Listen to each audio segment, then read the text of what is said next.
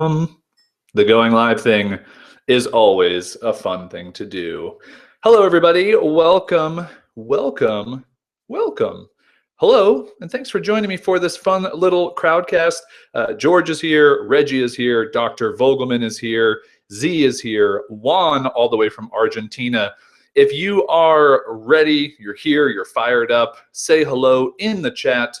You should be able to see the chat where you're watching this on Crowdcast. And yeah, we'll get started in a couple minutes. We'll do just a little bit of hellos, a little bit of chatting, a little bit of just getting to know each other before we get started. And I'm pumped for this. I think this is going to be fun. I have never done this type of kind of talk before on the internet, which is cool. This is kind of the thing that I do when I do public speaking. Some version of this talk, not anything near the presentation that I'm about to kind of use and show you, but I'm excited. Danielle, what's up? How's it going? Rich, how's it going? Rick, how's it going? Good to see you, Senor Sangria. Quentin, how's it going? Nick, ooh, 2 Nicks back to back. What's up, Nick and Nick? Nick and Nick. Luis, what's up from Mexico? Richard, hello from the UK. Richard, this is one of those few times when it's not like 2 a.m. when you watch one of these things, which I think is good. Pumpalicious. I will take it, Dr. Vogelman. I will take it. Just so you guys know, if you see me end up wandering my eyes over to the left, it's because I have Crowdcast set up on my phone as well so that I can read the chat. Oh, that looks terrible. Anyway, trust me, I'm not just browsing Facebook while we're on here. And I would, you know, if anybody's on Facebook right now, close it down. Let's do this for the next hour-ish, however long we're going to be on here together, learning, sharing, talking, answering your questions. Okay, before we get started, because this thing is live, I created a fun little easy to share link. If you guys want to tweet it out, that link will take you directly to a tweetable thing that I already wrote. You can feel free to change that, but I just put it in the chat, which for me is on the other side of my microphone. Click that link. Let some other folks know that we are here chatting. We're live. We're going to be talking about entrepreneurship, building a business, authenticity and congruency. This is not just like the here's how to make money overnight webinar, Crowdcast live workshop thing, because that stuff doesn't work. It doesn't exist, and I don't live by that. So if you want to use that link and tweet it out, that would be fantastic. Quentin, I like that you say what is Facebook. So we'll give one more minute for all of the stragglers to show up who inevitably, you know, they're answering the last minute emails, they're getting off of the important conference call, and they're coming here to join us. But yes, I am excited. I will, like I said, I'll keep an eye on the chat. I do want to do like a full Q&A.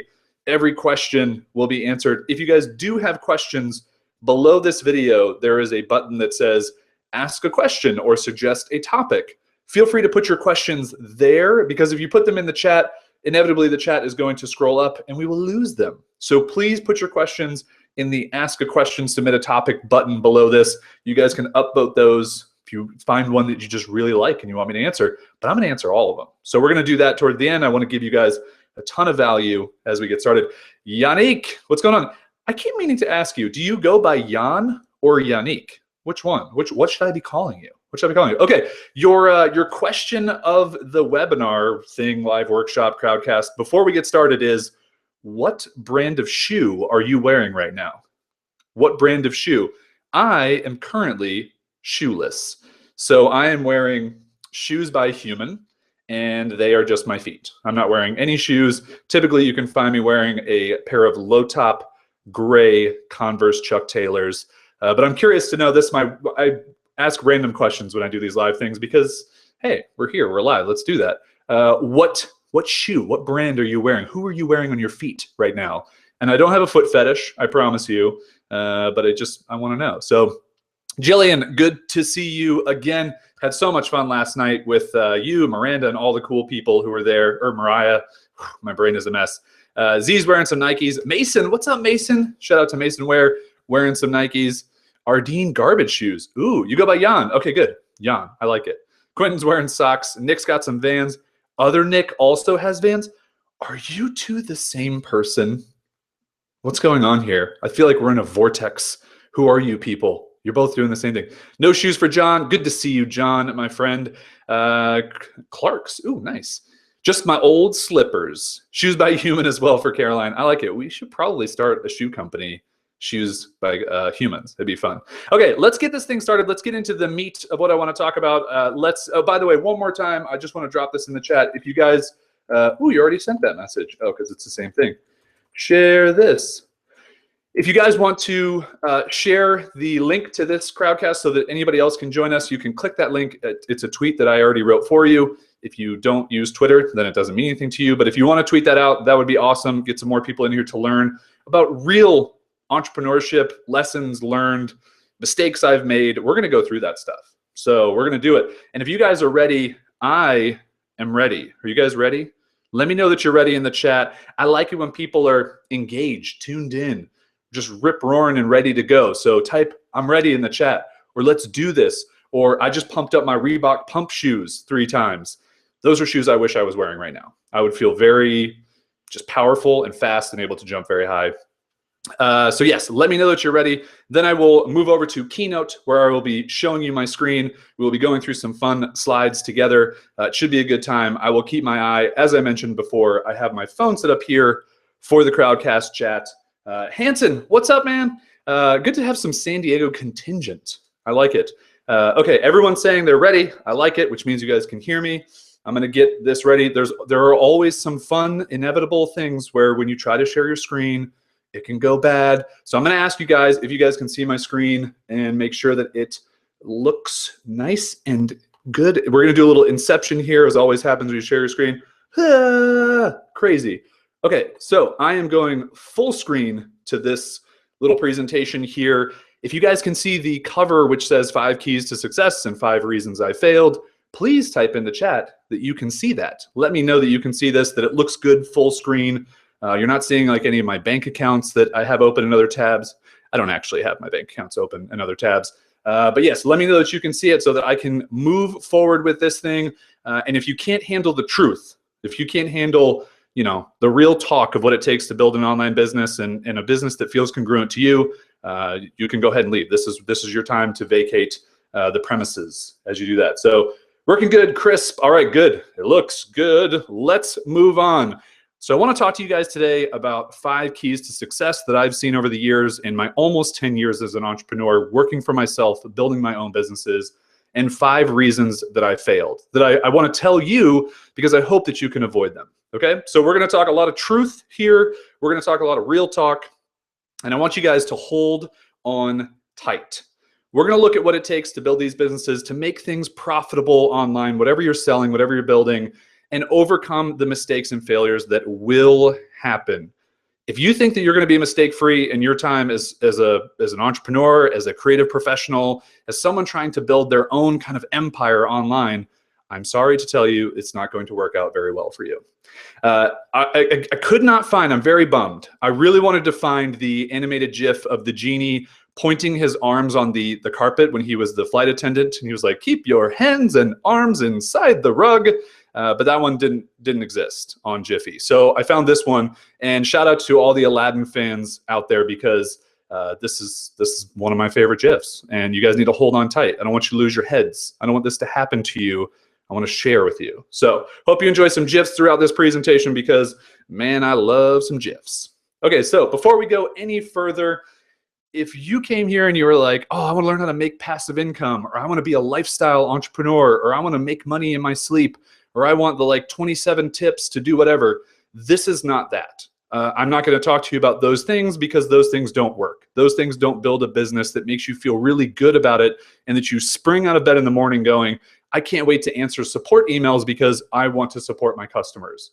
So I want to make sure that you guys are, if you're here for that, if for some reason you felt like I led you astray and that's what you were going to get, now's a good time to close the window and go do something else. And also now's a really good time if you're looking at Facebook or if you're looking at, I don't know, some other thing on the internet, come on back to this thing. Let's just spend an hour together. You, me, our 2 screens. It'll be magical. You guys can chat with each other. So let's move forward. The first key to success that I want to talk to you guys about that I have learned over the years that is just incredibly necessary for being successful is originality.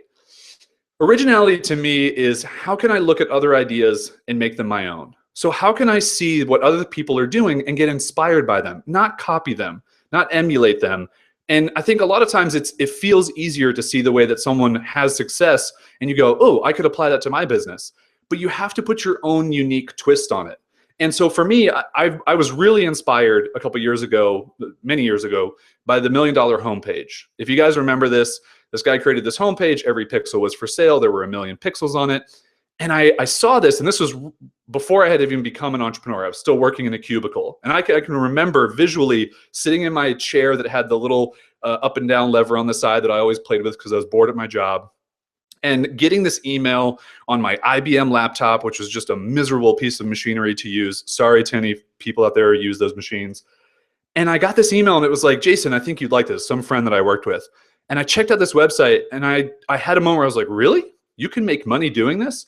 And my first thought was, I should copy this. I should make the $2 million homepage or the $10 million homepage or whatever. And then I quickly realized, but that wouldn't be successful because this person's already done that. I shouldn't copy what they're doing. And so it actually, that thought just kind of sat in my mind for a couple years. And I realized that I applied what I had seen with the $1 million homepage to I Wear Your Shirt.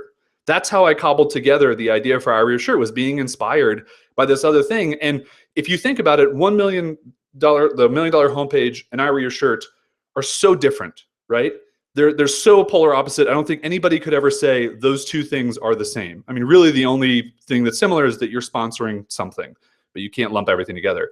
But I was inspired by that. And it took years of those two ideas, coming together separately, that I was able to build a business of my own. So I just want you guys to know that originality is such an important key to success, and you have to find your own way of applying that. So I'm not going to leave you out to dry.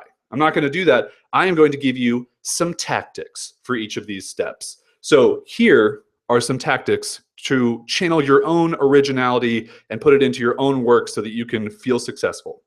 One is find an existing idea that you love, whatever that idea is. The $1 Million homepage, maybe it's my I Wear Your Shirt business, maybe it's ESPN, I don't know. But write down 5 ways that you could put a twist on it. So, and I would physically write this down. Don't put this in an Evernote or anything like that. Write it down on paper, because there's something about writing with a pencil or a pen that it just gets your creative juices flowing. And so if you look at one of these ideas, just write 5 ways you could put a twist on it.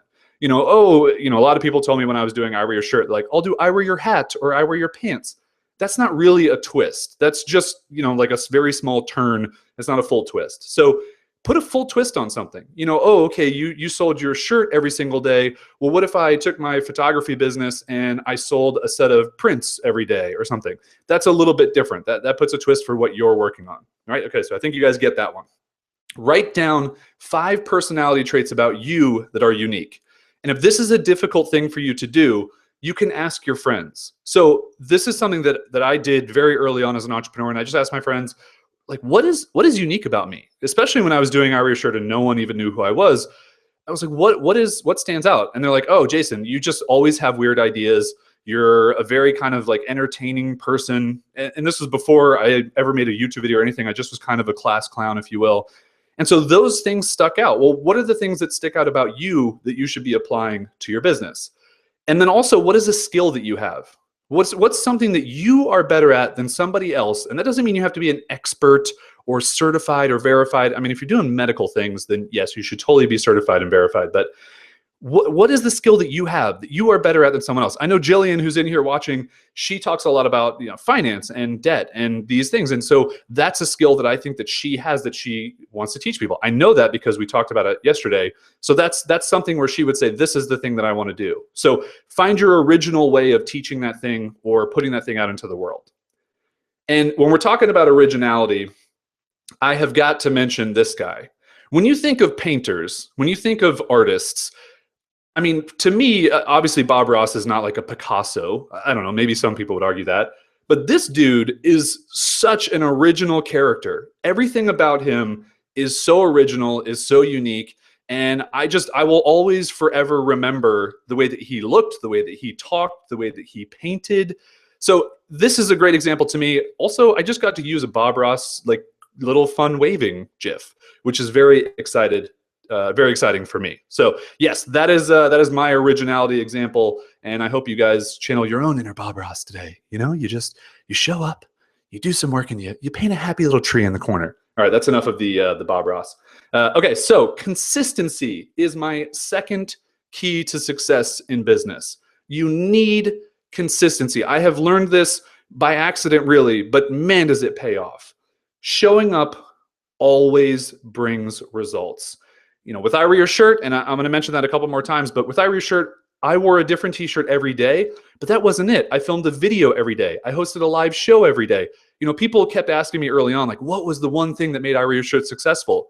Looking back, now I can say consistency. Being there every day and creating the best content I could create that was me, that was my original content, that made me successful. You know, with Sponsor My Book, I wrote the first ever fully sponsored book a couple years ago, and I didn't get 204 sponsors because I was lucky or even because I had a following. It was because I sent over 5,000 emails. And that doesn't mean that I pitched 5,000 companies. That means that people would email me and say, I want to buy a page in your book. And I would write back, okay, cool, here's the link to do that. And then I'd have to follow up with them because they got busy or forgot. So there are so many things that it takes to make something happen, to get results. And for me, it was sending emails to get those sponsors. With Buy My Future, which is a project I want to talk to you about at the end of this, and many of you have already heard of it. Some of you here have already bought, which is just so cool. But that 60-day lead-up journal, every single day I wrote a journal entry about this project. I shared exactly what it was going to take to launch this project, my emotions, my fears, everything, all the tactics. And that actually ended up being the length of a book. I wrote over 67,000 words in those 60 days. That's the length of most books. That's actually longer than my book, Creativity for Sale. So there is just so much that happens with consistency. And one of the great things is that you may not know where consistency is going to lead you. There's a lot of really interesting opportunities that happen if you just keep doing the work. So the tactics, how can you be more consistent, right? How can you be more consistent? One way is to plan. And that means that you have to remove things from your life, remove things from your daily calendar, remove things from, you know, watching TV 4 hours a night. If you want to be consistent and you want to write a journal entry every day, or you want to send a bunch of emails to potential sponsors, or you want to invest in your business and by developing and programming it and designing it, whatever those things are, plan for it. Put it on your calendar. Carve out time. That will help you be consistent. The second thing is to give the people what they want. People want consistency. People don't want to hear from you once every 3 months. They're going to be like, oh, wait, who's this guy? Who's this crazy Jason guy that he keeps doing all these projects? I only hear from him every couple months, and I don't know, I'm not really interested. But when you stay consistent, when you keep showing up every week, this pays off for you. I've seen this with my weekly email newsletter. I've seen this with the projects that I talk to you about. It just works really well to be consistent. And the last thing is that even if showing up doesn't bring you money, there are lessons to be learned. And I want to say that if I haven't said this yet, success does not just mean dollars in the bank account. Success means loving your business, having a healthy business, enjoying what you do, enjoying the customers you surround yourself with. And I'm going to talk about that in a little bit.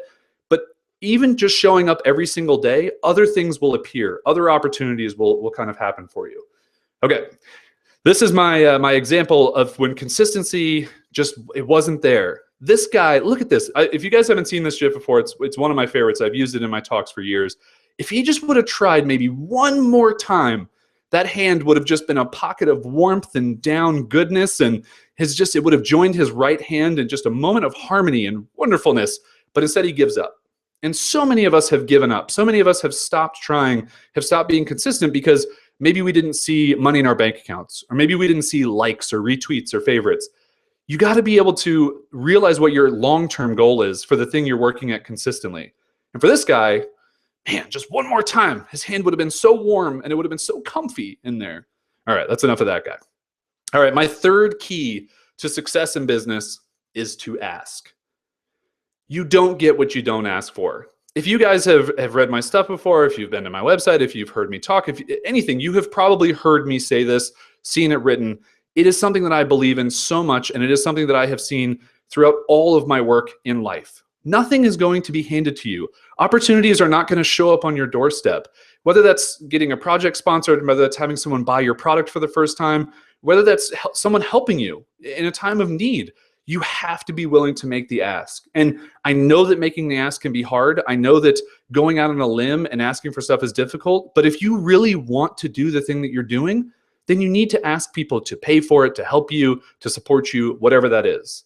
So what are some ways that I have learned over the years that maybe they make asking easier, or just more kind of more results happen because of asking?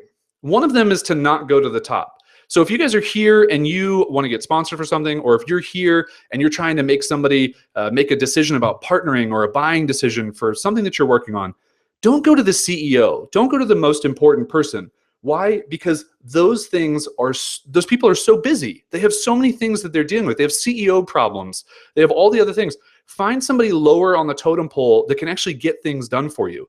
And I've seen this time and time again. You know, when I first wanted to start talking with Gary Vaynerchuk, I didn't go directly to Gary. I went to Phil Toronto, who was his right-hand man at the time. This was years ago, because I could get access to Phil. Phil wasn't busy. And there's a really funny story. I don't remember exactly all the details, but I'll give you the quick version. Matt Hasselbeck, who is the quarterback for the Indianapolis Colts right now, but used to be the quarterback for the Green Bay Packers when he came into the league, was sitting behind Brett Favre. And Brett Favre, they would go into the office, the Green Bay Packers office, and the mail room was just full of Brett Favre mail. And Matt Hasselbeck never got a letter. Never got a letter. So he finally one day showed up. You know, he was a rookie. He's looking, oh my gosh, there's a letter in his mailbox. He's like, yes, finally, someone knows, someone has something that they want to say to me about my budding football career.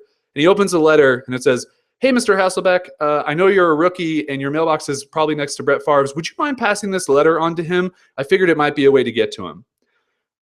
I mean, it's awesome. I think it's funny. And I think Matt Hasselbeck even said that it was a hilarious thing, and he gave that letter to Brett Favre. And that is just a way that you can learn to go to the top. Now, if you want to send letters to Brett Favre, that's your own prerogative. That's a whole different thing that we would do webinar-wise. But yes, just don't go to the top. Try and find another way to get there. Yes, and if people are asking questions in the chat, make sure that you are using, because I'm going to do a full Q&A at the end of this. I want to answer every one of your questions. Use the Ask a Question, Suggest a Topic button under this video. And if you're not looking at the screen, now's a great time to come back and ask a question that I'll answer later. Okay, so another tactic on making the ask is know the position the other person is in. Is the timing right for them? If you're sending someone something over like Christmas break or New Year's or around Thanksgiving, the likelihood of you getting a response, very low. So, you know, don't send someone an email on a Saturday. Don't send someone an email on a Thursday night when you think about it. Save that email, save that ask for the next business day, and make sure that maybe look them up on Twitter. Are they on vacation? Look them up on LinkedIn. Have they left that job? There's nothing worse than sending someone an ask and they're like, I don't work at that company anymore. And you're like, ooh, sorry, that's not good. That hurts your reputation with that person.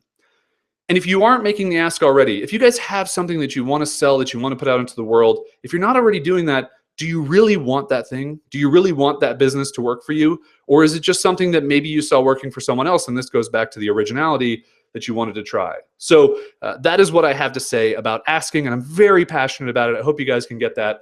And, you know, thank you, Robert Downey Jr., RDJ, joining us in this, just to really point out that, you know, asking any question is an excellent question. Thank you, Robert Downey Jr. You are the best. And I do ask excellent questions. Thank you. Okay, so let's talk about the fourth key to success, and that is creation. Creation. More creation, less consumption. I recently wrote an article all about this. It's a deeper dive into it, but I wanted to mention it today because creation for me has led to so many interesting things in my career, in my business, and everything that I've been doing. Recently, I realized that I wrote over 800,000 words in the span of 2 years. And in that time, I probably threw away 90% of those words. Now, some of you may be thinking, well, why would you waste all that time? Well, because in that time, I wrote a book that was awesome. I wrote a lot of Medium articles that did really well. I wrote a lot of things to my newsletter that brought them a lot of value. And I learned a lot about myself. And so it's not just about writing the perfect words every single time. It's about writing to write so that you can get better. And I think that leads to anything. It's about painting to paint so you can get better. It's about knowing your finances so you can get better financially. It's about shooting better photos. It's about trying to sell things so you can get better at selling. Whatever it is, you just have to keep creating. You have to keep trying. The other thing is that, you know, when I look at Buy My Future, which is the project that I have going on that ends today, is that I have built so many things over the course of the past couple of years that led me to the opportunity to leverage those for this idea. If I just started 2 years ago with the idea of Buy My Future, it would be really hard to convince people, hey, trust in the fact that I know I'm going to create. It's much easier, much easier now that I'm 2 years in, I have 8 projects that I can say, look what I've done. I've created. So getting more opportunities in life happens when you create consistently. So create consistently, just create, even if it's stuff that gets thrown away, even if it's stuff that doesn't matter. You're not going to create the perfect thing, whatever that is, every time. You just want to create. Okay, so the tactics of creation. Turn off consumption mode. And a lot of times I use the 50-10 rule. So if I'm writing, if I'm building an online course, if I'm working on some design for something that I have, or I'm answering some type of questions or emails or whatever, I use the 50-10 rule. So it's 50 minutes of work and then 10 minutes of a break. And now I don't use this rule all the time, but sometimes you just need a little bit of, kind of a boundary around your workspace. So I'll set my timer for 50 minutes. I'll work, and when my timer goes off, it's kind of like, okay, I can celebrate. I can take 10 minutes of a break. I can go to whatever online that I want to go to and get down a rabbit hole of animated GIFs. And then I go back to my work. So that is a great way to get more things done and create more. And you could do that all day long. You could do the 50-10 rule for 8 hours a day if it works for you. The other thing is to create for the sake of learning, but don't get stuck in learning mode. And I just want to ask a question for you guys who are in the chat right now. How many of you have felt like you've been stuck in learning mode, or you've been stuck with analysis paralysis? And be honest, this is a safe place. I'm not going to put your name across the internet, but just give me a yes. Give me a I have been. Give me a yes, because I've been there. I want to say that first before I even ask you guys. I have been stuck in learning mode. I have been stuck in analysis paralysis. It creates a nice, safe comfort zone where you can feel like, oh, well, I'm just going to keep learning.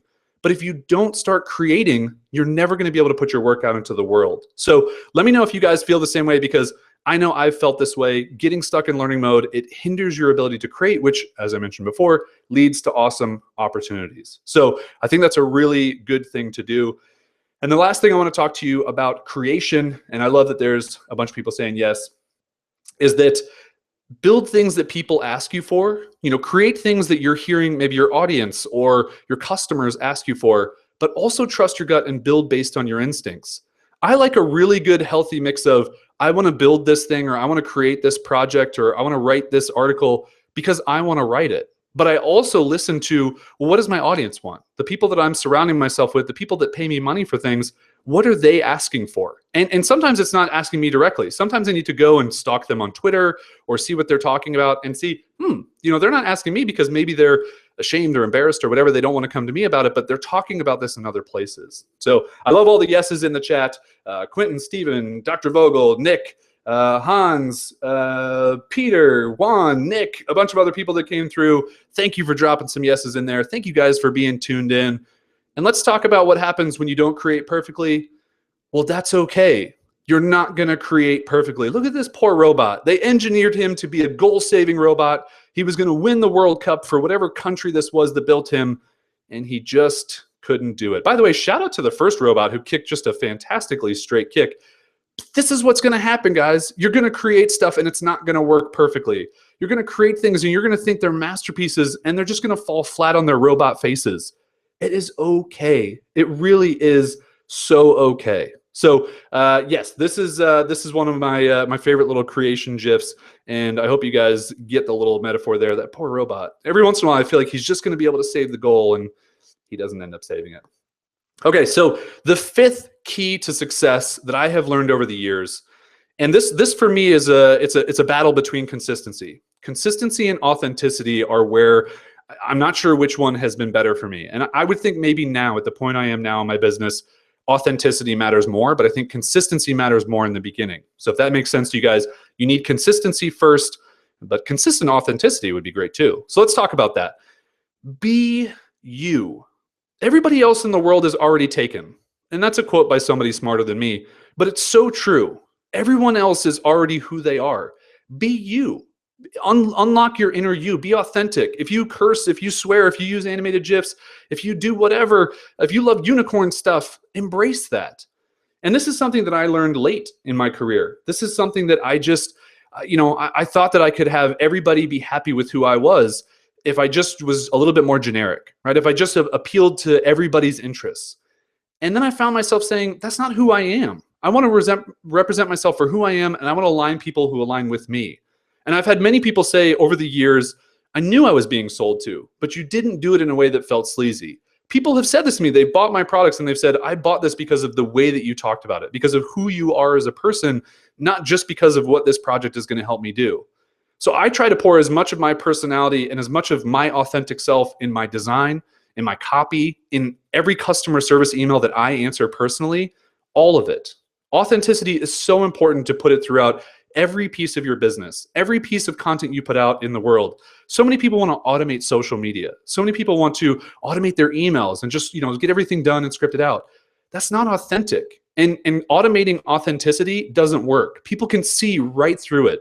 The bullshit radars are really good these days online, everybody. So be you, right? You got to be you. I know Hanson loves the unicorn thing. That's fantastic. Let's talk about the tactics for authenticity here, which is to ask yourself, are you being authentically you in all that you do right now? Could you put more you-ness in your work, right? Could you put more of you into what you do every day? Answer that question honestly. If you aren't doing that, what can you do? What steps can you take to make that happen? Ask your customers with a survey. I love Typeform. If you guys have never used Typeform, it's the easiest way to make surveys ever. But ask them, why do they buy your stuff? Maybe a couple other questions. What was the one thing that sold you on the thing that I bought? And you don't have to ask every customer you have. You could do a little segment of them, but find out why people are buying your products. Find out why they're following you. Find out why they're subscribing to your email newsletter, and pour more of whatever they're answering into your work. And the last thing is keep a running list of 22 weird things about you and apply them to your business. I have on my about page on my website, it's really long. I list out 22 weird things about me. Some of you in here have definitely read them. Some of you in here align with a lot of them. I know Hanson actually sent me an email. It was like, I align with so many of these weird things about you. And now that has created a stronger bond between Hanson and I where we wouldn't have had that before. If it was just an About Me page that talked about all my greatest hits, all the cool things I've done over the years, he would have been like, okay, well, this is just a successful entrepreneur guy who does weird things. But instead, I listed out all this stuff, and he's like, oh, I really align with this. I really align with this guy and what he stands for. So I think that's a really important thing for you guys to do. And you don't have to put it on your About page, but if you write this down, then you can say, what are some of these things that I can apply? A lot of people here know I love Skittles. You know that I want a Tesla. What are some other weird things you guys might know about me? I'm trying to even think about my own things. I'm so in the zone right now with this presentation. You know that I love unicorns, right? I mention this all the time. I don't even know what I would do if I was presented with this unicorn in real life. Yes, I know that unicorns aren't real. Leave me alone. But it's true. It is true. Peter just said in the chat that my 404 page is one of the best he's ever seen. Thank you. I really do. Things like 404 pages, I don't know. I feel like it's an opportunity, again, to put my authenticity into it, my originality into that page. So, but yeah, find your own inner unicorn. And maybe unicorns aren't your thing. That's okay. Again, this is my presentation. So when you give one, when you talk about whatever you're doing, what's your unicorn? What's your thing that stands out for you? All right. So we're kind of at like the little bit of a halfway point here, right? It's not about rainbows. It's not all about unicorns or RDJs. Thank you, Robert Downey Jr. again for showing up. And business is certainly not all about money parties, because let's face it, there are some tough times that happen with our businesses, and a lot of people won't talk about them. A lot of people will only talk about, here's all my successful moments. I'm going to hide every one of my hardships away. I'm not going to do that. We're going to talk about some of that stuff. So coming up are my 5 biggest failures. And these aren't like specific necessarily things that I've done wrong, but these are things that I know I've messed up, that I've learned from over the years. And I have a little thing I want to recap it with that I think will surprise you. So we're entering into the failure zone. I want you guys to know that. We're going to enter into the failure zone. I want you to hold on to your hats, your ironic scarves. I want to share the things that I've learned over the years through messing up. I embrace this stuff. And before I even move any further, if you guys want to write down Ryan Holiday's book, The Obstacle is the Way, is a fantastic book that will teach you how to look at your failures, your mistakes, your bumps on the road as opportunities, as learning experiences, because it can be really hard in the moment. Trust me, the things I'm going to talk to you about in the next couple slides, they're tough. In the moment, they're really hard to get through. But if you can look at them and appreciate them for learning moments, it can really help you get through some of this stuff. So let's talk about the first one. The first big failure that I've had in my business is pretending to be someone else. Now, it's easier for me right now to talk to you guys like this, to be completely honest with you. And you guys know this is Jason Zook. This is the crazy guy that I've come to know and maybe love. I don't know. Hey, let's start a relationship. No, I'm kidding. My girlfriend's here. Leave me alone, guys, you creepy stalkers. Anyway. But that's me, right? Like that, even that little ramble, that little thing, I'm not pretending to be anybody else. That's the way my brain works. That's why I'm going to say those things, because that's who I am. And success from copying other people is really unfulfilling. It really is. It's really something that I have seen firsthand. I've made money copying the methods of other people. I've tried running webinars with a proven formula. I wrote sales copy like the way that professional marketers and entrepreneurs and other people do. And what you find out is when you make money doing things the way that other people do them, pretty much copying them, it's not fulfilling, because it's not you who made that success happen. There's a little asterisk next to all that money that says, yeah, you copied someone. So here's the money, but it's a little bit tainted for you. It's not, real actual money that you made with who you are.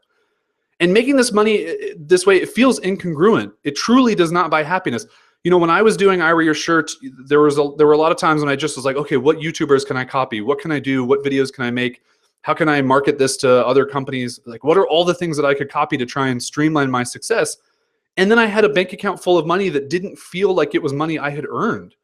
It just felt like, I don't know, it just felt like money that it was unfulfilling. And I know that may be hard for you to understand, especially if you're just getting started and you're like, Jason, I just want some money.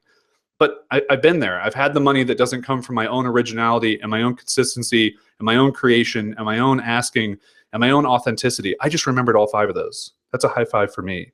So that's a really, really important thing to know, is that you don't want to pretend to be somebody else. You want to be you. You want to look at the methods of other people and maybe learn from them, but apply your own way of doing things. Not asking for help. This is the second failure. I was so prideful when I was starting my businesses, when I was starting out as an entrepreneur. Even up until 2 years ago, I was so prideful. And asking for help, I realized, is not showing weakness. I consider myself a big strapping man. I'm 6'5". I'm a big guy. Me asking for help, it made me feel like I was weak. It made me feel like I wasn't good enough and that I shouldn't need to ask for help. I mean, look at me. I'm a large human. But you have to ask for help at times. You're going to go through rough patches. And I waited way too long. I actually waited 8 months to muster up the courage to finally ask someone for help. When my business shut down, I had $100,000 in debt, which we're going to talk about in a second. It took me 8 months to ask somebody who came up to me after I admitted these things, gave me a hug and said, let's talk. It took me 8 months to talk to that person, to ask them for the help that they offered, which was free. It didn't even cost me anything. All it cost me was my pride, just to put my pride aside for a minute and have somebody help me. And so it's so important for you guys to realize that asking for help is not showing weakness. I promise you. One of the strongest business relationships I have right now is with my buddy, Paul Jarvis. And my girlfriend actually tagged me on a photo he posted on Instagram of a book writing course that he had a couple years ago. And I took the course and I reached out to him via email afterwards. And I was like, man, I really feel like we have a lot in common. We align well. Let's chat. Like, I need some help writing my book. I need some help understanding like how to build landing pages and just all this stuff in a way that felt congruent to me.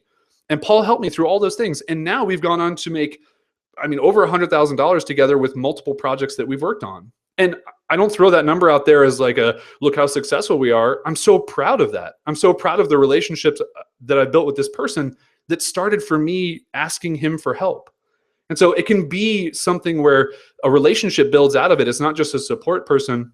And I want to actually take a second to say, there is nothing wrong with having a therapist. There is nothing wrong with going to someone every week who you need to ask for help from.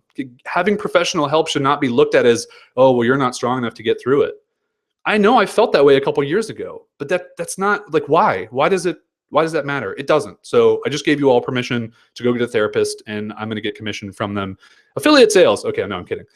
Seek people with experience in something you want to do. So you have to find people that can help you, that are in your world. It's so great to ask our mom and our grandma and our friends and our aunts and uncles and all these close people for help in these times of need. But if they're not experiencing what you're trying to experience with your business or even with your life, if your values don't align, and I'm going to talk about that in a minute too, it's very, very difficult to take their help as help that you need. And I will say that if you don't have anybody else, you should definitely start there. Absolutely. But you need to seek experience from people who are doing what you want to do. That's a really important thing. Okay, so my third failure, You are the man. Thank you, Z. I'm just looking over the chat for a second. I like that people liked I'm a large human. Thank you so much for you guys chatting up. I love this. If you are asking questions, by the way, make sure you are putting your questions below this video. You should be able to see a button that says ask a question or suggest a topic. I will do a full Q&A at the end of this. And don't worry, we're getting toward the finish line here. So come back to this video, come back to this presentation. I got another animated GIF waiting for you. Don't you worry. Okay, let's talk about debt. This is my third biggest failure. Now, I have an interesting story about getting in debt, and I felt so embarrassed about being in debt. I felt so ashamed about being in debt. And what I realized is that every day I felt this like stranglehold that debt was putting on me. And debt is something that we all deal with. And I think that every single person listening on this thing right now, recorded live, whenever, you have dealt with debt in some way. And if you haven't, then you are a mystical unicorn, and I bow down to you as someone who is amazing. But our society sets us up for debt. Entrepreneurship sets us up for debt. It is an inevitable thing. And so for me, I've just learned so much in my experience of getting in debt. And when my I Wear Your Shirt business ended in May of 2013, I had made over $1.2 million in revenue. Now, the key word there is revenue. That's not profit. That's not how much money is in my bank. And that was over the course of 5 years.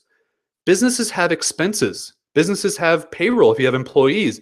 Businesses have upkeep costs. They have marketing costs. They have all of these things.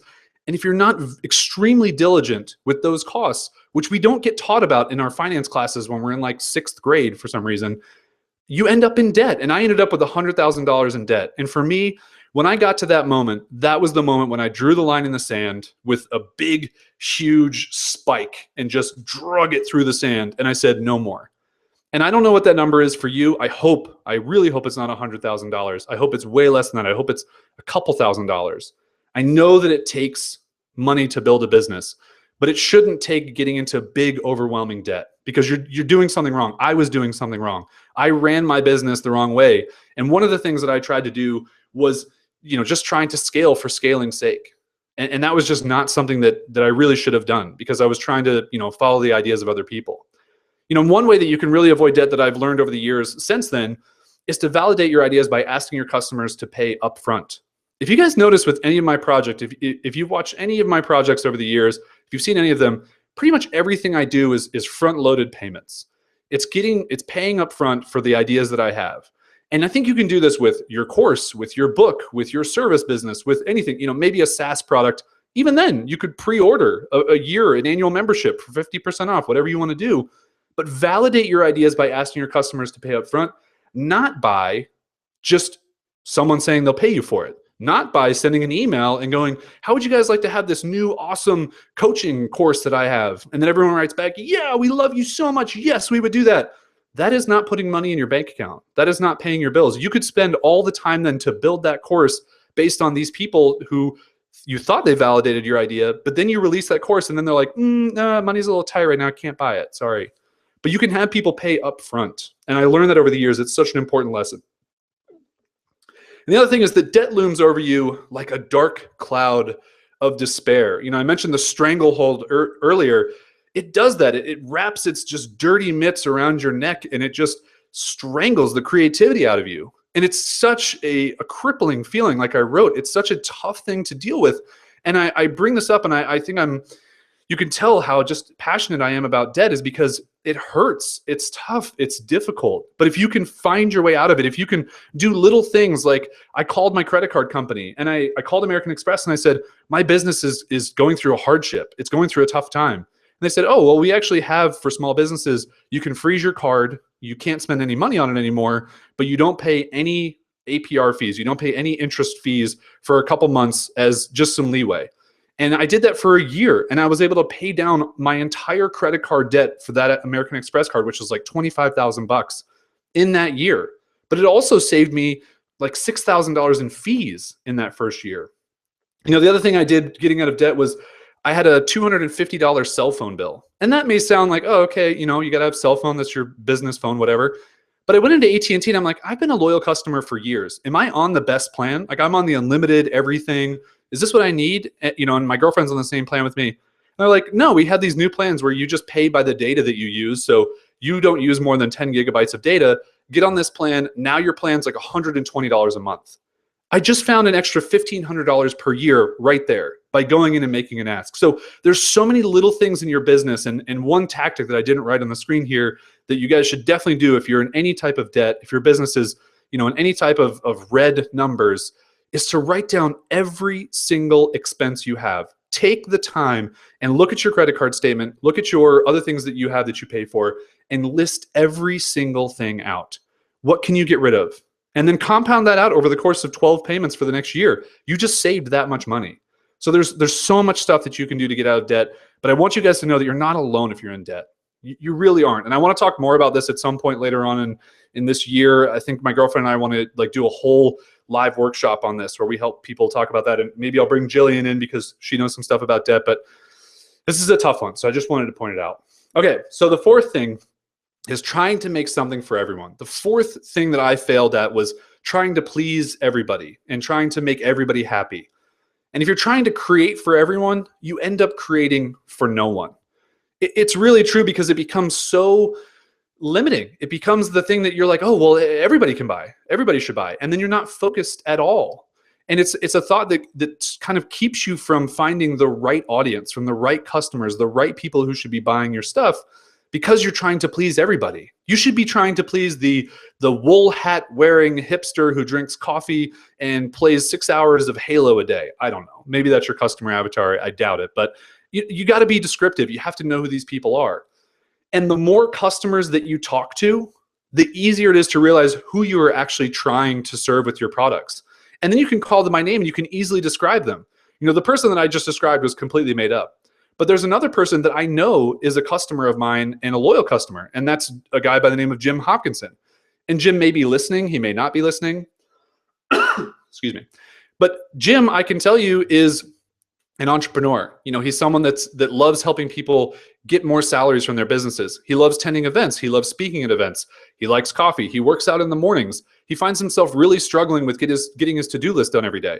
I don't think he would be mad if I explain these things because I can accurately describe who Jim is a person. Also, Jim has a Porsche that he drives in the summer. It's an older Porsche, so it's not like he's rich and has a whole garage full of nice cars, but he cares about things that are high quality and that bring him value. And so knowing that I can say, like, the Jim Hopkinsons of the world, these people, I should make something for them. I should help them. It becomes really easy to write sales copy for them. It becomes easier to understand who they are when you're not trying to create for all these different people. I just want to create for the Jims of the world, right? So you definitely want to try and figure that out. And the more that you talk to people, and I mean by getting on Skype, getting on the phone, having 15-minute conversations with your customers, not just email, not just tweeting, you're going to learn so much. And if you can do it in person, even better. And the last thing is that I learned that building a list of customers that you don't want to spend time with creates a business you don't want to run. Man, I had 25,000 email subscribers on the iReassure email list, and I really hated pressing the send button every time I sent an email to that list. Because those customers were only there for the free things I offered. They were only there for the giveaways that I did.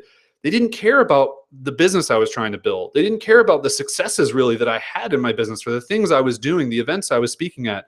And I started to hate pressing that send button. I started to hate that business showing up every day, in front of me. And so you have to understand that if you create for people that you really want to be around, and that's who you guys are. You guys right now on this thing, you are my people. And my buddy Paul Jarvis calls it his rat people because he has rats and it's really easy to describe.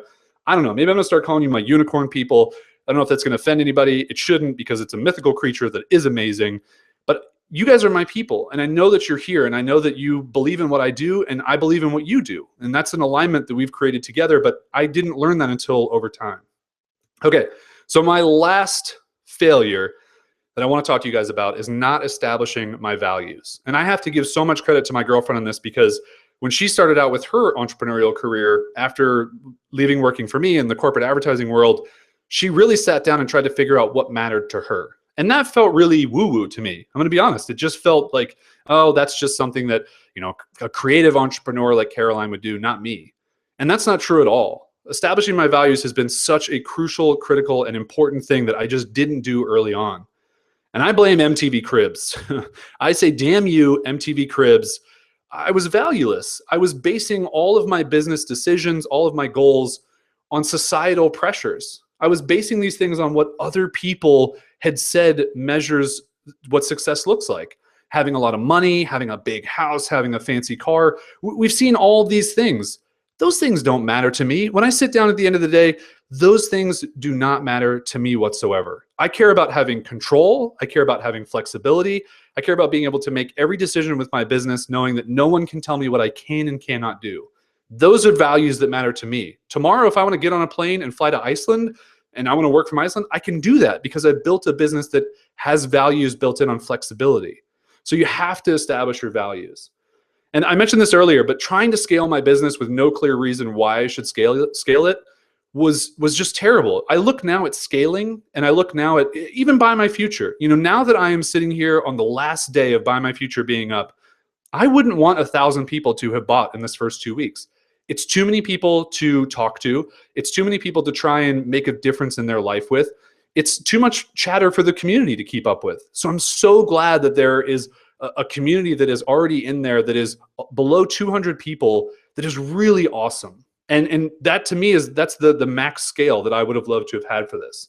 So very important thing for me.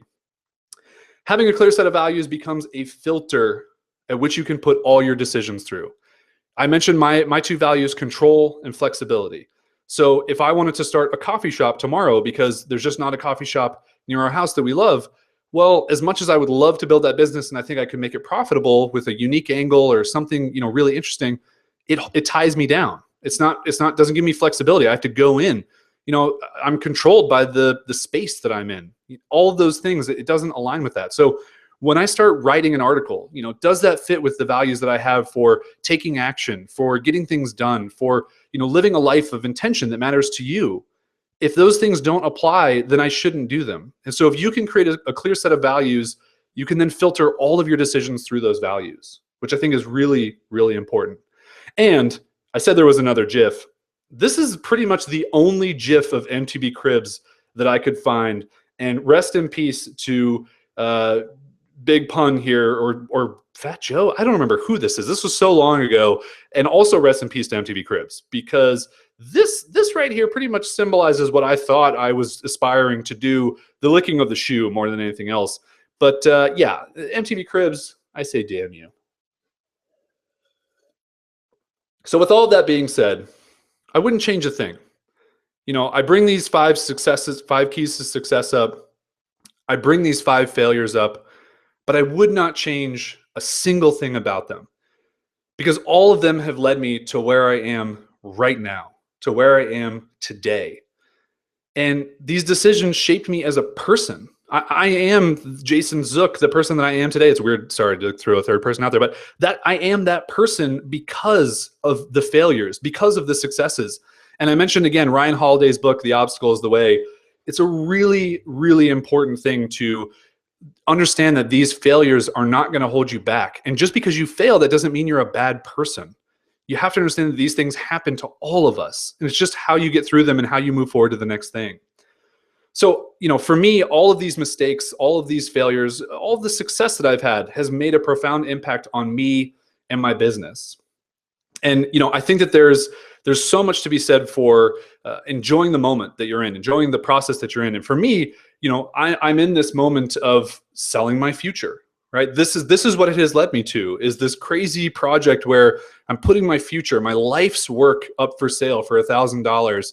And it's just so like interesting and fun to me, and it's congruent to who I am. And I think that, you know, you guys probably all know this. A lot of you in here have already purchased my future. And I didn't want this to come off as a big sales pitch. I just wanted to talk to you guys about how I got to this point. And it's through those successes. It's through those failures.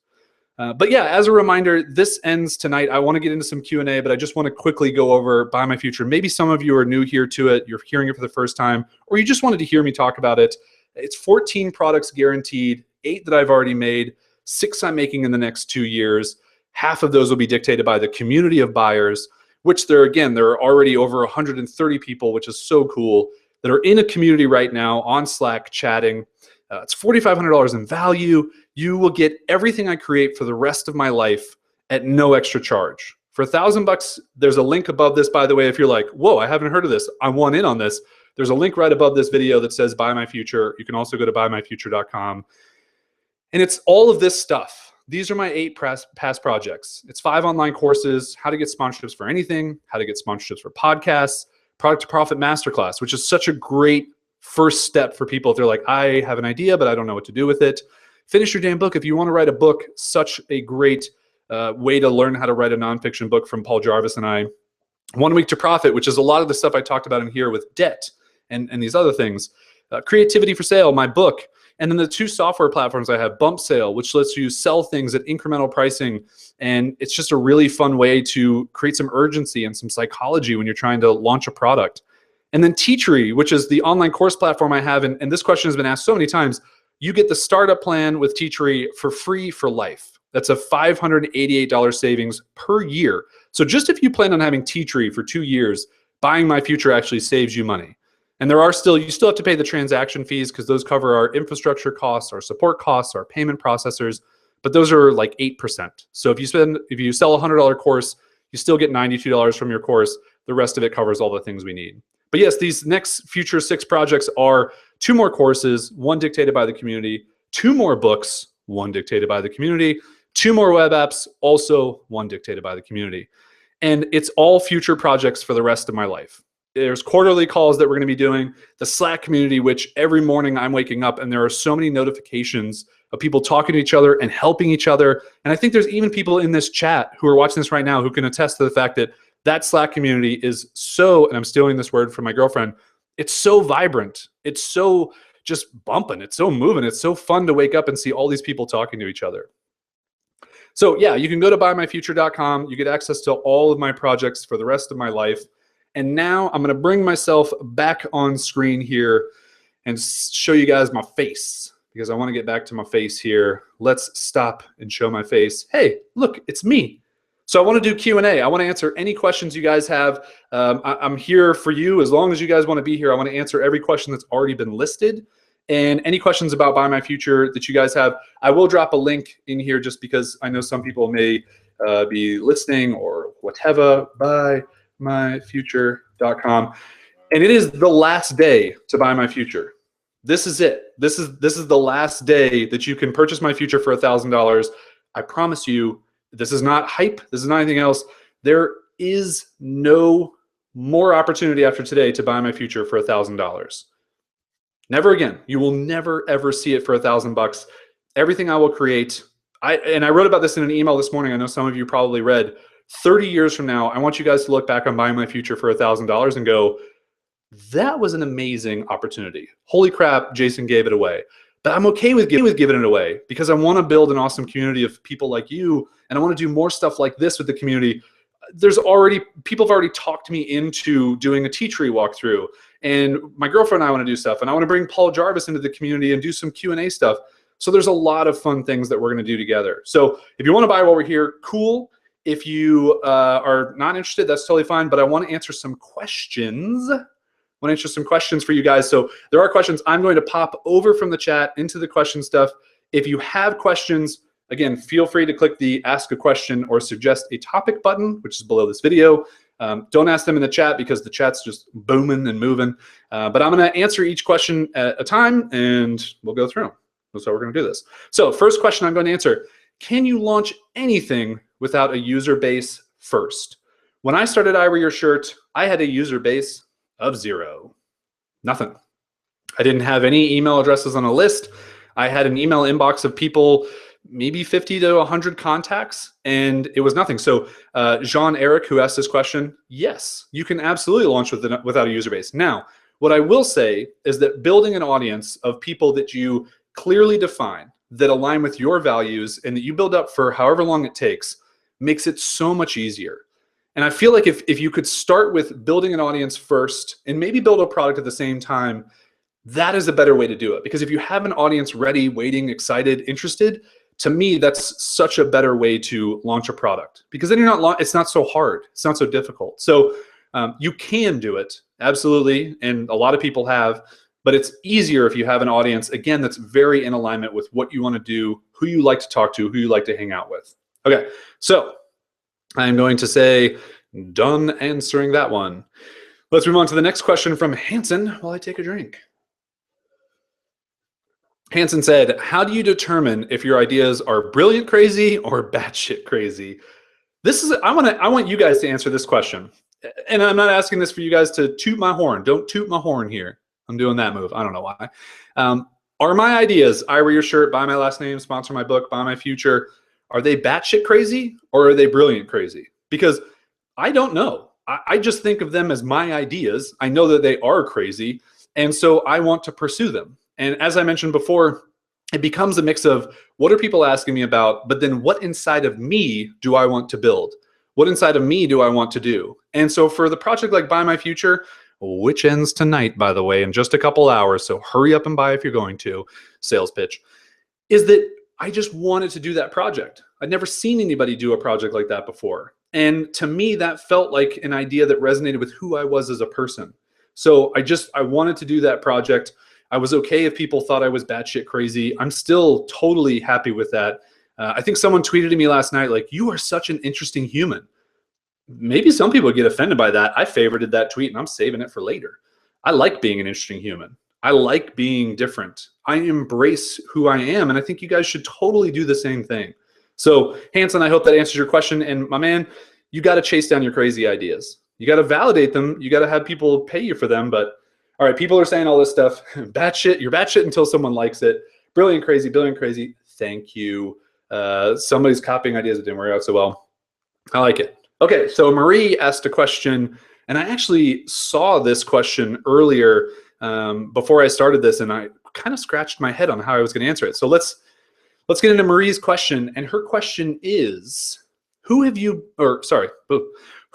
been the most influential people in your business success? This is a tough one. I have never had mentors. I have never had people that I've reached out to for help in businesses. As I mentioned, I was very bad at asking for help. I would say that I wrote this morning's email about Joshua Fields Millburn from the minimalists.com. His talk 2 years ago, I think, has had one of the biggest influences on my life and on my businesses. And it's funny because if you think about Buy My Future, it is applying minimalism to the way that I sell. It is taking all these disparate things and bringing them into one specific thing that I sell. And if that's the only thing I sell going forward, I have done a good job of minimalizing. And so that really, like, to me, feels like that's been influenced by him. You know, I look and I get inspired by other people. I definitely get some inspiration from other people, but influential to my business, me and my girlfriend Caroline, and my group of friends, the people that I've had in my trust circle have been helpful. But I've done it. I've done the hard work. I've done the consistent work. I've been authentically me. I've messed up. I've created all the failures for myself. So I think a lot of times people look toward finding a mentor because they think it's going to make it easier for them. To me, a mentor would just be a distraction because that person, I don't know. That's just how I look at it. And I think that it's great if you guys want to have coaches. Again, like I talked about it earlier, therapists. If you want to get a therapist, you get 2 thumbs way up from me. Self-improvement is so important. But just for me personally, I like doing things myself. I have a resistance to someone helping me. I like saying that I did this. I made this happen. So of course there are people that have helped me. I'm probably just forgetting them. My mom, my family, they've all been super supportive, but influential to my business, I think I've done a lot of that on my own. So, okay, done answering that one. Great question though. I really want to point that out. There's a phenomenally hard question for me to answer. All right, so Rise said, what do you do to stay focused and work for the most essential? So, okay, so like, how do I stay focused on the most essential work, or maybe like the most essential tasks at hand? I think for me, focus comes with removing other things from my life. So I have the ability to get a lot of stuff done, to take a lot of action, to create a lot of things. In the past 2 years, that's 8 projects, 2 software products, 5 courses. I wrote a book. I basically wrote another book with the lead up journal to Buy My Future. I did it because I removed other things from my life. I don't go out on Friday nights. I don't get drunk and then I laze away the whole weekend. When I'm working all day long, I'm not browsing Facebook. I keep social media pretty much closed.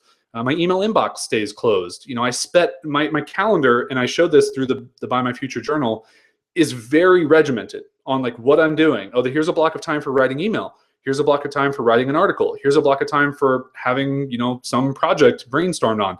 I'm very, very, very cognizant of my time, and I carve it out to get things done. Because if you just put a big block of like, get your work done on your calendar, where do you start? What's the first thing you do? So I break it down in chunks. I use Post-it notes. I use journals. I write down my to-do lists often. I don't use to-do list apps because I'll just end up on BuzzFeed if I use a to-do list app. I don't know how it happens. It just always happens that if I'm online using an app, I end up on BuzzFeed. So I hope that answered your question, Rye. Okay, drink of water. Looking at the chat here. Dr. Vogel, shopping carts are standing by. They are standing by. If you want to buy my future, it ends in literally just a handful of hours. So get in there, buy my future, $1,000, never again. Again, sales pitch. Okay, Rick from Senior Sangria. Rick, if you're still here, what's up? If you're not, it's totally cool. Prior to starting this project, did you think about using a crowdfunding site like Kickstarter to raise the funds? So I live with someone, Clay Hebert, who is incredibly smart when it comes to crowdfunding. And I am so in awe of people who have these massively awesome crowdfunding campaigns. The problem with all of my projects is that they're always crowdfunding me. And Kickstarter is so much about the person on the other side of the screen. You know, what are they getting for being a part of this? And for every project that I've done that is essentially a crowdfunding project, sponsor my book, buy my future, it would be incredibly difficult, number one, to list out the rewards on Kickstarter. Maybe pre-number one, number zero, I don't even know if they'd approve a project like Buy My Future. But then I'm putting my work on someone else's platform. I'm giving them control to tell me whether I can or can't do something. Remember those values? Control, number one. I want to control the design. I want to control the name. I want to control the look and feel of the website. These are things that really matter to me. So if I put it on Kickstarter, I lose control of all those things. I have someone who could literally tell me, no, you can't sell your future. Okay, well, I don't buy it. I don't believe it. Sorry, Kickstarter, I'm going to go do that thing. And the other thing is then you have to pay Kickstarter. And the grand myth to crowdfunding, and I only learned this from my buddy Clay, but you know I saw it happen with friends and other people who launched their own Kickstarter campaigns, is like 1%, 0.001% probably have organic funding come through because being on Kickstarter. All of the other funding comes from their existing audience, who their existing audience knows. These platforms are not built to just drop a whole pool of money on you from strangers. It's people that you already know that are funding your projects. Now, there is a tipping point for a handful of projects where they get over the hump of their own people promoted it, and then boom, they get another nudge from organic traffic, but it's very, very, very slim that happens. So what's up, Rick? Awesome. Jennifer said this was buffering. Hopefully it is not buffering. Micro goals. Juan, I like that a lot. Micro goals. That's a really good one. I should write a post about that. Okay, let's do next question here from Quentin. And I promise you, I'm gonna get to all these questions, so keep asking them, keep leaving them below. Quentin asked, what is your opinion or experience of mastermind groups and their relationship to success? Have a client call just before your crowdcast, but we'll do my best to make it. Oh, well, hello, I think you made it. I'm not a fan of mastermind groups. That's just me. I think that if you need accountability, a mastermind group is great. You should totally do one. For me personally, I don't need the accountability. I have my own inner determination and fire that gets things done. And that's not to say that I have all the ideas and I know everything, but that just means that if I'm going to be talking to other people and they're going to be giving me feedback on my ideas, a lot of times, and I've said this multiple places before, feedback is dangerous. You know, if I would have gone to a bunch of people and asked for them their feedback on Buy My Future, and they would have been like, ooh, I don't, and people did say this. People that I know and trust said, I don't know if this is a good idea, Jason. Have those people ever sold their future? Have those people ever created a lifetime access point to their life's work? No. So why would I take their feedback? It's dangerous. It could derail me from doing that project. So I like the idea of a mastermind call if it's very focused, if the people that are on it inspire and push you. Because I've tried to get in some of these groups and I don't feel like I'm being pushed. I feel like I'm just being asked a lot of questions. And so the mastermind group, if you do that, it's totally fine. But make sure that you're pushing each other. It's not just a group of friends hanging out, because that's different. That defeats the purpose of a mastermind group. That's just you talking to your friends, which is also totally cool. You can do that, but you got to be focused on this stuff. So that's just my opinion, though. That's totally my opinion. You guys can you do whatever you want. Okay, let's look at Alex's question. Where is the most important place to put your limited money when starting a company, web design and brand company? Alex, very good question. So this obviously debt is something that I've dealt with. We just talked about. if you're going to spend any money at all in the beginning of a project, and I'm going to caveat this at the end, is that I would invest that money in building the best experience for your potential customers. Branding, design, copywriting, first impressions are not the most important thing, but they are a very important thing. And the other thing that I would spend money on, because you can probably do some of that yourself because you're a web designer and branding person, is the product itself. And that, maybe you don't have a physical product, but whatever you sell, a service that you sell, how can you make that look amazing? Do you need to invest money in it to make it look better? If you do, then do that. But the other thing is that you want to start small. So that's my caveat. Start very small with all of these things. I had a web design company, and we didn't even have a website when we first started. We bought a domain, we put our logo up on a site, and we were too busy with client work because people were already asking us to do work. So you see that type of thing all the time. That's okay. Start incredibly small, be super frugal with your money, and only start spending money when you're making money and you're seeing things work. So that's how I would kind of deal with the money question. And really investing in the product. Good product first before anything else, before marketing, before social media, whatever. Doesn't matter. Okay, Dr. Vogelman. Dr. Vogelman said, how do you legally protect your creative ideas, trademark, copyright?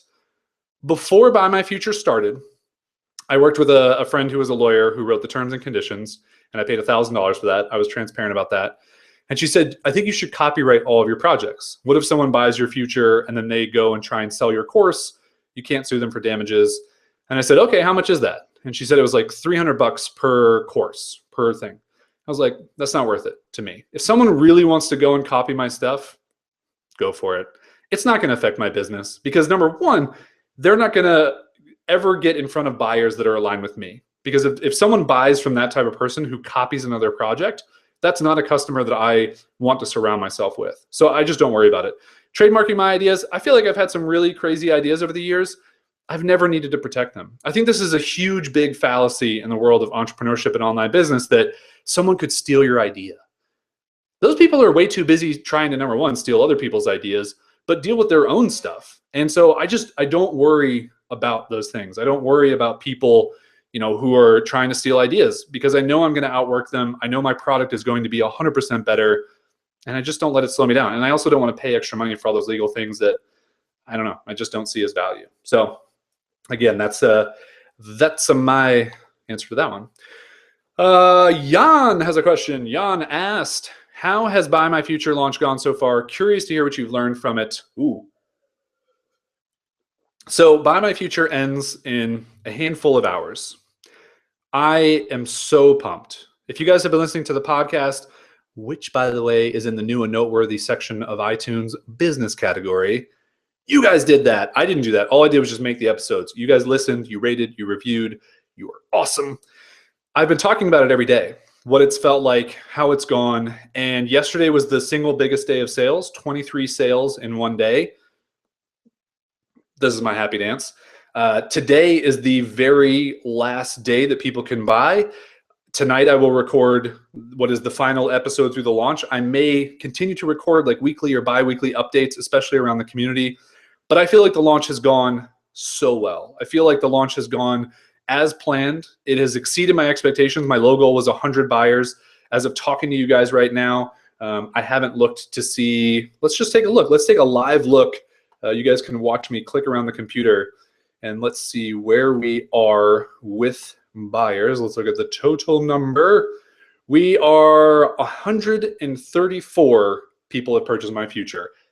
Yes. So exciting. So I've mentioned in a couple previous episodes that 140 is where I kind of thought it would end up.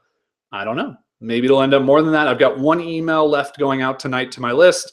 I'll kind of be hammering social media with just some updates. It's ending. It's ending. I'm doing a live Periscope tonight for the last hour of Buy My Future.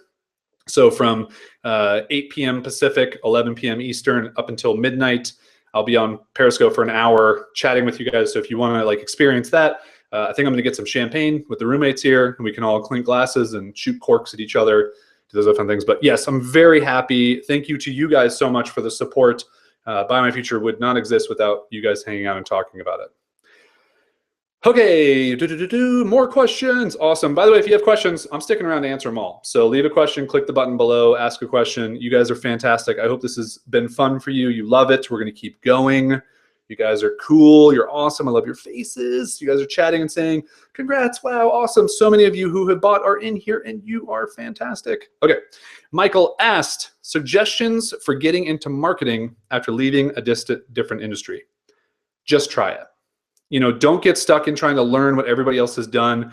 Find marketing tactics or things that work for you. I would 100% recommend at least reading one Seth Godin book. And I don't even care which one it is. Pick one. Permission Marketing, Linchpin, Purple Cow. I mean, any of these will teach you a lot about marketing. Seth Godin is the guy. If you're going to go down a rabbit hole, go down the Seth Godin rabbit hole of reading his posts, his books. But I would just say try it. I would say try those things. Okay, so let's even go before that. Before trying it, do you really want to be in marketing? Like, what about marketing excites you? Why do you want to be in marketing? Answer those questions, because if it's not, if it's just, I see people are successful doing marketing, that's not a reason to do it. Answer the questions of what do you want to be doing? What makes you happy? What are your values? Establish those. Do those apply to marketing businesses? If they don't, do something else. Cool? Cool. Vinod, I don't know how to pronounce your name. Hope it wasn't wrong. Oh, that just went away. Where did it go? Oh, it got upvoted. Oh, sorry. It was something disappeared. Suggest some tools for commerce marketing. So I might need a little bit more context here, but I will tell you things like bump sale are really fun ways that you can sell something. Jillian, in the chat, someone asked a question. Do you remember last night there was bump sale and then something else that someone compared it to? It was like Kickoff Labs or something like that. Do you remember? I had never heard of it, but everybody that was in there seemed to be thinking it was really exciting for selling things. I don't know. So I think bump sale is awesome because it's a free, easy way to, well, it's not free, but it's a really simple way. It's free to get started. To create a button, create incremental pricing, get some buzz around the thing that you're trying to sell, which is really fun. The other thing with e-commerce marketing is just have a fantastic product, a really great website, and stand behind it. If you want to look at an example of that, ugmonk.com, ugmonk.com. Everything they do at Ugmonk is fantastic. Jeff is amazing. So let's see if Jillian answers in the chat. She might, and then I will be done answering this question. She can't remember either. I think it was like Kickoff Labs. Look that up. And I don't know. That just people were really excited about it. So, okay, Hanson had another question. What strategies do you use to remain disciplined every day and not get distracted? This is a tough one. This is a good one, Hanson. I think part of it for me is that a distraction is a feel-good moment for right now. A distraction is a little response, a dopamine response that makes me feel good right now. I want to feel good for years to come. I want to feel good for months on end going forward. So if I'm not putting my head down and doing the work, then I'm not going to be able to have those feelings. I'm going to constantly be in the cycle of every day, am I doing enough? Do I need to do more? What are the things I need to do? But if I put my head down and I get really disciplined with my work, then that frees me up to have time in the future where I don't have to be that disciplined, where I can take breaks. And so there's an ebb and flow to all of this. And I wrote an article called Stop Hustling that talks more about this, where hustle mode to me is an on-off switch. Gary Vee, who we all probably know in here, you know, his hustle mode is always on. But there's a lot of context behind his hustle that's very different from ours. The amount of employees that he has, the amount of people around him, the experiences, all of those things. So we can't compare ourselves to him. You have to find your own way to be disciplined. So Hanson, I would say if you're struggling, and not to call you out, but I'm just going to point it out to you because it humanizes the question. If you are struggling with being disciplined, then I think you need to change up your routine. I think you need to change up where you work. I think you need to change up how you work. And you need to try different things, maybe 1 week at a time or 1 day at a time, and see what works. What environment creates a better place for you to be disciplined? And I don't know, maybe it takes reading a certain journal or book or you know, getting things done, whatever. Cool, find that thing for you, because we all work differently. So I hope that answers your question. I don't know if it was actually strategies, but I tried. Dr. Vogel's back. Dr. Vogelman, you've got some awesome questions in here. Kickoff Labs, Alex found it. Thank you, Alex. All right, so another question. Dr. V said, have you ever reached a financial ceiling that kept you bouncing off of, and what was the secret to breaking through? I am not concerned about making a certain amount of money anymore. I was very concerned about this back in the MTV Cribs days. I wanted to hit $1 million in revenue. Now, I just want control and flexibility in my life. And I could pretty much do that with $35,000 to $40,000 per year. That is not a joke. That is not an exaggeration. You look at Buy My Future. So let's get really honest, because I'm going to talk about this in the journal when I get back, because I'm going on vacation on Thursday, which was planned before Buy My Future, by the way. But I've done $134 sales, which equates to $134,000 in revenue. Well, it's cost me 40 some odd thousand dollars to do that. So really that's $90,000 in profit. There will be more expenses that come along with that. So that amount of money is only going to continue to get carved out in different ways. And the reason that I bring it up is because I didn't have a financial goal set, because I didn't need a financial goal. I know that I can live off of less money, but this amount of money will set me up for hopefully the next year, not having to sell anything, but also being able to invest in this community, invest in creating cool things with other people. So yeah, there's no financial ceiling for me. I don't look at financial goals anymore. I just want my values to be met. That may change in a couple of years, but that's where I am right now. Cool. Looking over there. Okay, another question. Dr. V's got a lot of questions. I like it. How do you organize your business? I have a parent company, which goes over the top of everything I do, called Really Awesome Company Incorporated. Really Awesome Company Incorporated. That is the real legal name. It is an S corporation. And then underneath that, I have LLCs for individual businesses. Some have LLCs and some don't. Buy My Future does not, because it's just doing business under Really Awesome Company. It's not going to be an entity that's around for a long period of time. It's only going to have like little launches. So I don't really need an LLC for it. So it can fit underneath my S Corp. If you're like, what does all that mean? I have no idea. Rachel Rogers is a good person to Google. She does a lot of this stuff with entrepreneurship legalities. My friend Ruth Carter Law AZ, you can look her up and she'll help you as well. So definitely talk to a professional about that stuff. I am not that. Okay, let's mix it up from a Dr. V question. Let's go to Z. Z said, what was the most effective way you built your audience? How did you collect emails, webinars, ebooks? The most effective way that I have built an audience is sending out a weekly newsletter with good content, because people share it, because people look forward to it, because it's very apparent that that's what you get on my website when you sign up for my email list. And I think my website and my writing, those are the things that have built me the best, most valuable audience. Now, the things that have collected the most emails are 100% webinars, giveaways, etc. But those people are only in for those things. They don't align with who I am as a person. They don't stand up for the things that I stand up for. So I don't care about the big email list anymore. I'm at 8,000 email subscribers.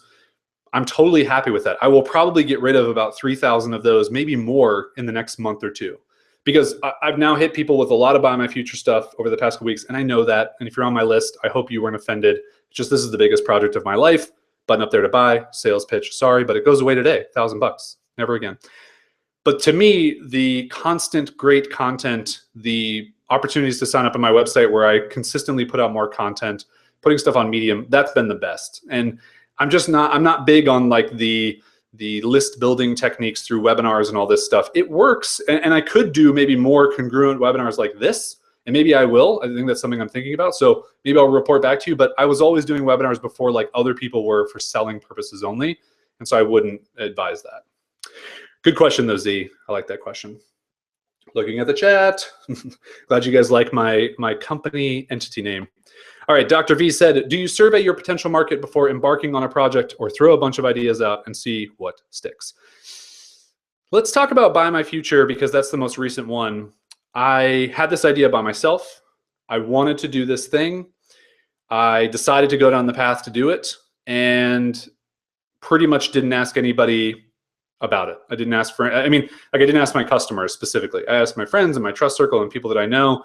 And my trust circle is just people that I admire and I look up to, that I have a connection with, that I can email and ask for their feedback.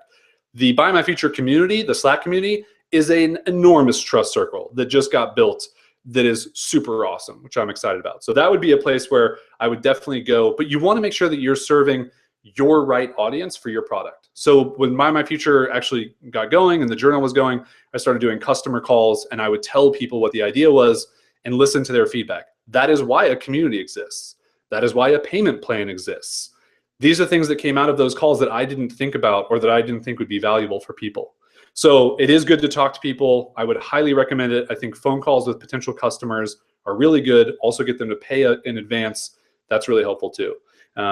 Just ideating off of customers, I think is dangerous because you're just giving them ideas and they can just go, yeah, that sounds good. And then they never pay you for them.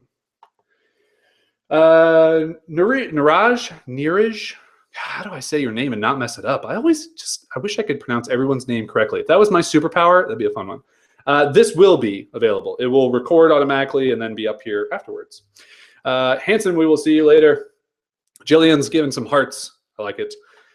Is this broadcast a live stream from Google via Wirecast? This is using crowdcast.io. It is free to use, which is really cool. I am paying for it to collect the email so that I can send an email afterwards and say, if you missed this, here's the recording, watch it, because my opportunity to buy my future goes away at the end of the day. So yeah, that is what I will use it for. But otherwise, it's completely free to use. It uses Google Hangouts on Air. And you just have to deal with the little lag between me talking, which is like 20 seconds. So that's what this is. Let's see here. Shiravan. I'm just going to call you S-Van because it sounds like a cool name that I could say. Asked, how best can I deal about not able to exposing my basic identity online while running an online app business? I'm working for a day job for my employer, so exposing myself can have an impact on my day job. Really good question. No one says that you have to put who you are on your website. That is just a thing that people do to humanize their businesses. If you don't want to do that, you don't have to have an about page. You don't have to list who the founders are. No one has those rules. Now, that does make it maybe a little bit harder for people to make a purchase, but if your product is really kick-ass, an about page is not going to sell it. Make the product really awesome, sell that, make that thing great. Everything else will sell itself. So you can 100% do that. You don't have to say who you are. There's no rules here on internet business. I sell my future. I wear t-shirts for a living. I sold my last name. Do a lot of crazy stuff that I do not ask permission for. You will be totally fine, my friend. Promise you. It's a good idea. Missed the first 25 minutes. Hey, that's cool. You will get it later.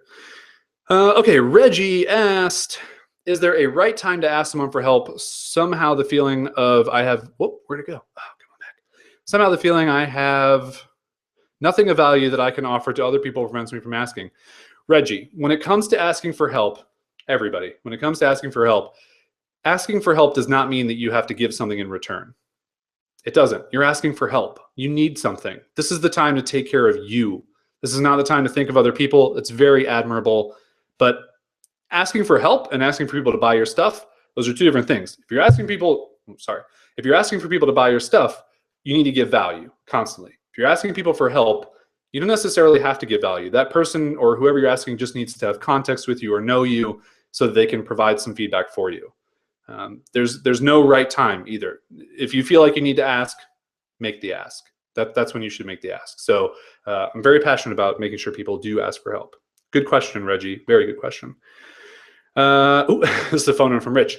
Is that your closet? This is not my closet. This is a room that gets used for recording, and I'm standing up at a desk with my human feet on. Yes. A pen name. Oh, that was fun. Dr. V, I like that idea. So no, this is not a closet. Let's look at here. Nara asked a question. She said, I love your website design. What platform do you use and who does the artwork? Nara, thank you for that, because my girlfriend Caroline, who I think is still in the chat, I forced her, because she doesn't do client work anymore, and I became a client, to do all the design and branding, and she absolutely destroyed it. She did such a fantastic and amazing job. I am so humbled and proud of the website that I have that she put out. And by the way, the Buy My Future website design was the 5th website my girlfriend has ever designed. That tells you how unbelievably talented she is as a human being when it comes to design and branding. So huge shout out to Caroline. And she really, really did a good job. Thank you. I'm so glad you appreciate it. I've heard nothing but great words about the website, and that means a lot. That's my product. That Buy My Future website is the thing that I put a lot of effort, and she put a lot of effort into. So we actually broke it down too in the Project Galaxy Journal. If you want to learn more There are links to that. Just search Project Galaxy Design. Maybe you'll find it on Google. Maybe throw Medium in there as well. Medium Project Galaxy Design. I think there's some breakdown posts that we share. Good question. Got to bounce. Dr. V, thank you so much. Caroline is so great. S. Van, this point is taking mine now. Now I'm confident it's okay as long as I build a great product. You are very welcome. Thanks for showing up. Let's answer Alex's question. What are your favorite publications or periodicals? I don't subscribe to anything. I read almost nothing on the internet these days because I like creating more than I like consuming. A couple things, though, that do hit my inbox and that I do go to the internet for. ESPN.com for all my sports stuff. Medium.com for times when I need inspiration or I'm trying to think about writing something and I just don't know what I have to say about it. I want to read somebody else's words.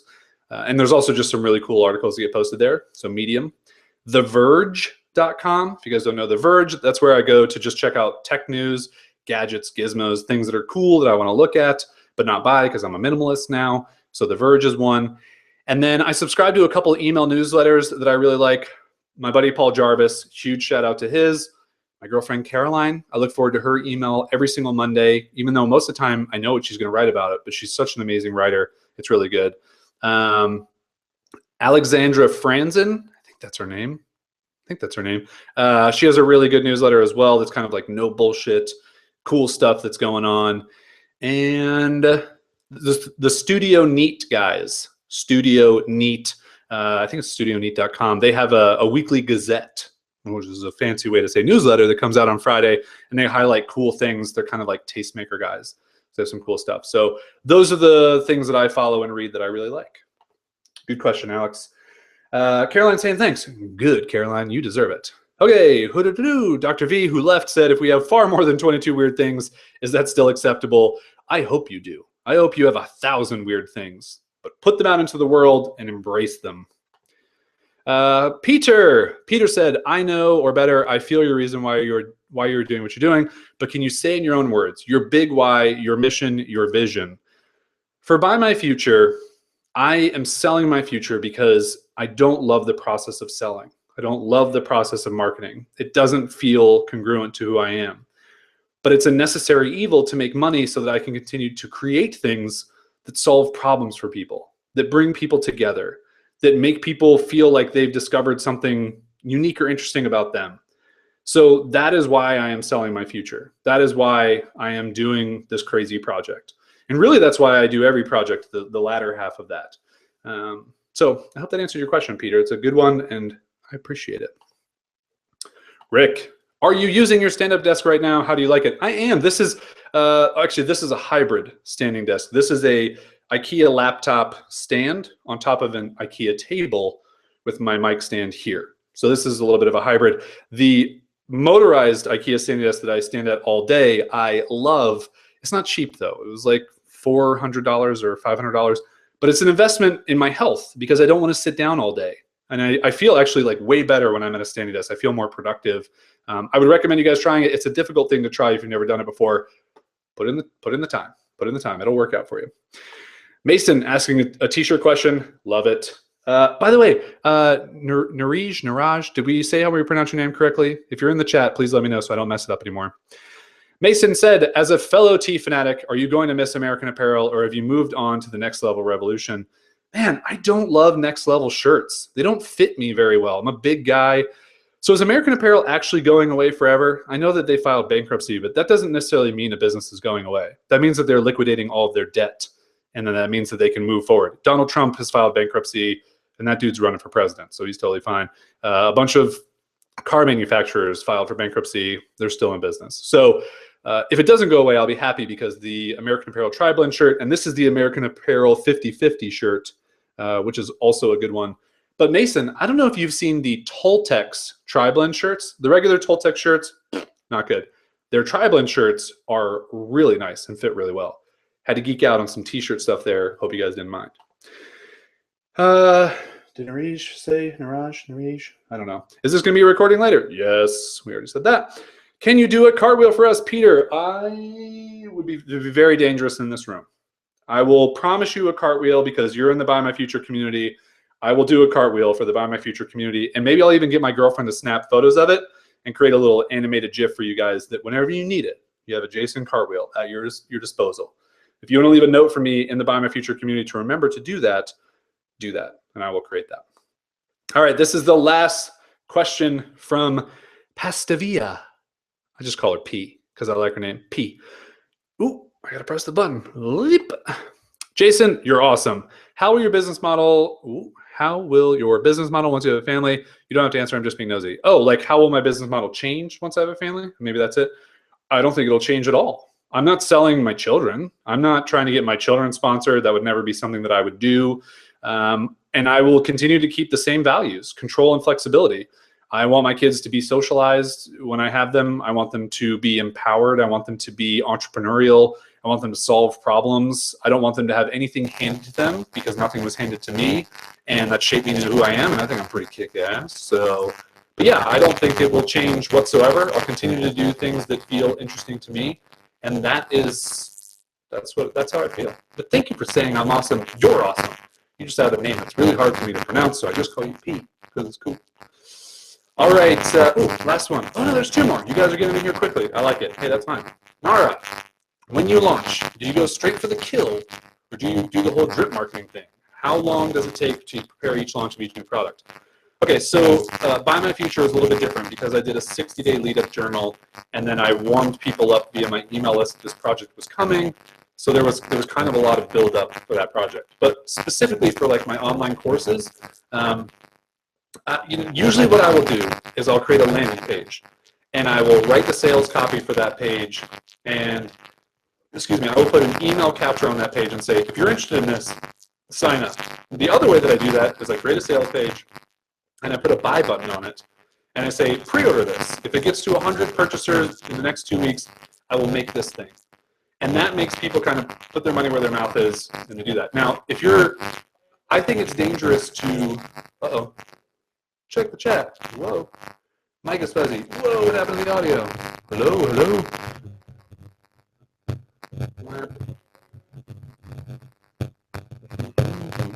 Let's try.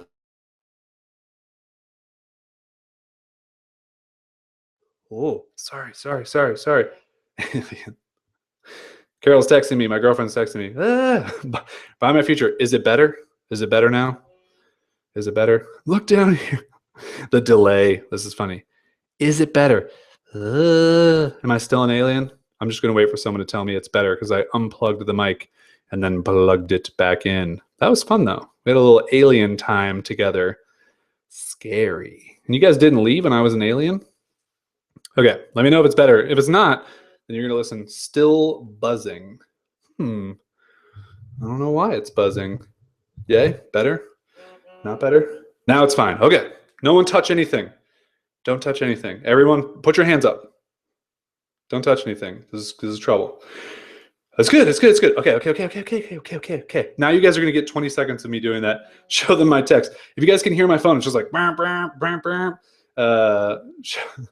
here, I'm not going to show. It's too much work. Okay. Do I do the whole drip marketing thing? Nara. I know that can work. If it's something that feels like you like doing, then I would recommend doing it. If you just want to launch the sales page, get people to pre-order, push traffic to it, that's another way that you can do it. I think it's really just important to find what works best for the way that you like doing things. And that just is going to come with trying things, trial and error, which is totally okay. So sorry that question got insanely interrupted by my alien abduction, but I'm good. All right, good. No, it's not. Better now. Okay, good. Okay, this is officially the last question. All good now. Okay, I made it.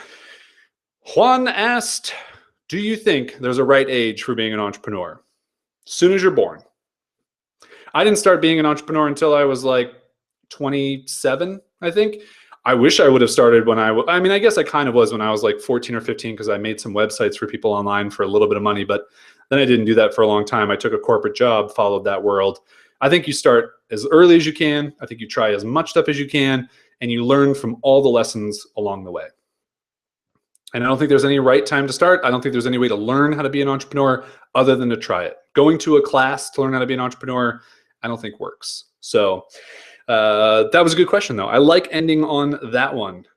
And that, my friends, will be the end of this Crowdcast. I'm not going to turn it off while I'm saying that because there's a delay, but I'm going to put the link to Buy My Future one more time.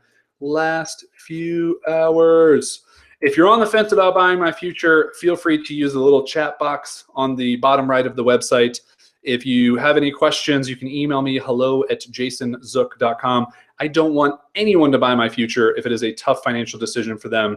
I want it to be an easy financial decision. I want you to say hell yes when you buy. If it's not that, then don't buy. It's not for you. But this is the last chance that my future will ever be for sale for $1,000. So I'm going to put this link in the chat. You guys can go to buymyfuture.com. I'm going to end this thing. I want to say thank you so much for being here. If you're in the Buy My Future community already, you can look forward to a lot more things like this. Together, we'll work on things together. We'll solve problems together. We will do these live things.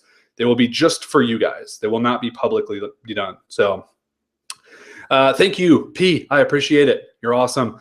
Pastavia. I got it. Pastavia. So yes, buymyfuture.com. It ends tonight. Thank you for being here. I appreciate you guys more than you know. You are the best. I love all your faces, my unicorn people.